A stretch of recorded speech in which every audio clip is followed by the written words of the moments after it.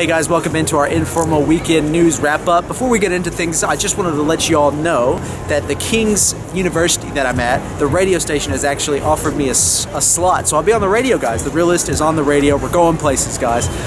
Thursdays, 4 p.m. to 5 p.m. London time. You can tune in, you can stream it. I realize most of you probably can't stream it at that time, so I'm creating a podcast website, SoundCloud, where you can go and you can either stream it or you can download it and listen to it, when you're working out or when you should be working at your job or studying.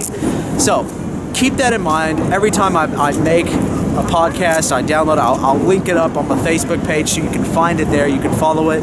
I'm really excited because it means we can take an hour and really go in depth into these issues. We're going to have clips from the internet, we're going to engage with that stuff with media, we're going to have interviews throughout the year. It's just going to be amazing. I'm really looking forward to it. Okay, that said, what's the big news of this week? I don't know if you've heard, I just heard, no I'm not, Donald Trump won the presidential election. I'm going to say that one more time. Donald Trump, former reality TV star, has just become the president of the most powerful country on the earth. For some of you, that might fill you with fear.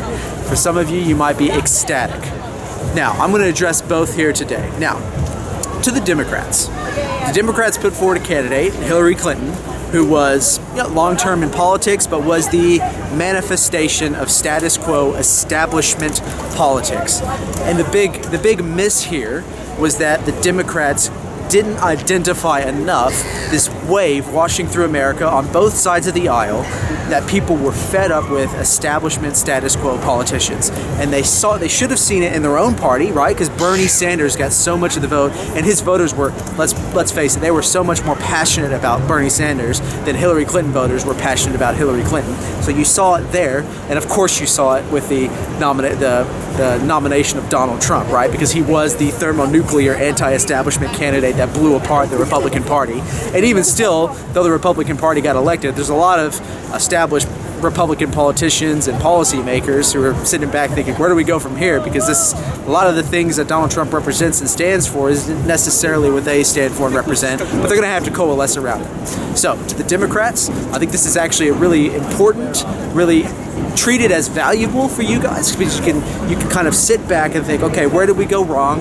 Where do we want to move forward from here? How can we tap into the angst and present sort of a hopeful answer, a hopeful antidote to what people are feeling, the misery they're feeling, the hardships they're feeling. So that's actually a really valuable thing for a party to have to go through.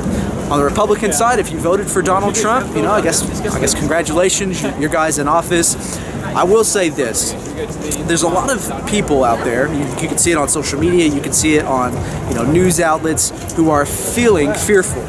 They're feeling fearful about the direction of their country, and they're even feeling fearful about some of the really outlandish things that Donald Trump has said. And to Trump supporters, you might think that this is just ridiculous, it's illegitimate, it's just, said in the heat of the moment, some of the things Trump said, but just understand that I think, at least on this channel, some people probably have a valid or a legitimate reason for feeling a little bit of fear here. I mean, particularly if you're a young Muslim person in the United States, right? When Donald Trump looks at you and says, hey, that part of you, that core part of you, that identity part of you, Muslim, that part of your identity, we want to ban anyone who holds that from entering in our country. Can you see how that would maybe create some vulnerability, some fear, some division?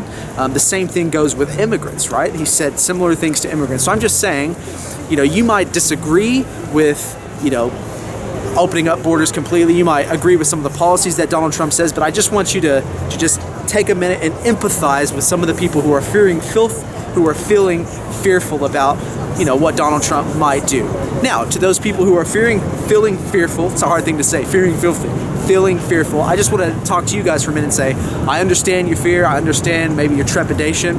What I can offer you is this. It's my personal belief that the presidency mellows people out.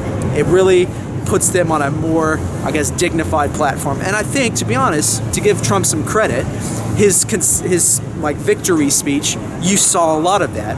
So he talked about Hillary Clinton. The same person he said, a week or two ago should be locked up in jail for corruption, said, this country owes Hillary Clinton a debt for her service to the country. I mean, that's a huge backing up. That's a huge, conciliatory statement. He's also said we need to bind up the wounds of polarization in our nation, right? These are not the kind of words, this is not the kind of language that Donald Trump was using during his campaign. And that's just, I think, a testament to the fact that he's going to mellow out. The presidency mellows people out. Also, watch the people he puts around him, that he surrounds himself with.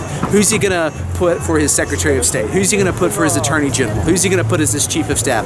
All these people will serve as sort of a check and balance to his temperament. He's going to have people saying, hey, Donald, you're the president now. Probably shouldn't lash out on Twitter. Probably shouldn't say these outlandish things. Let's zip it up a little bit here, become a little bit more presidential.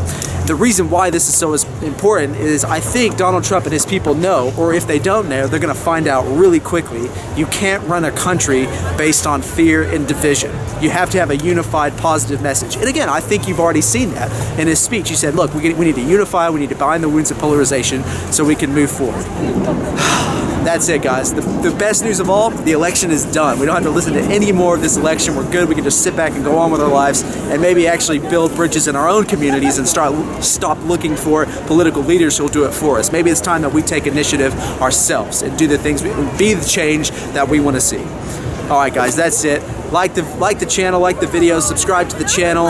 Enjoy rainy London, and remember, reality always trumps ideology.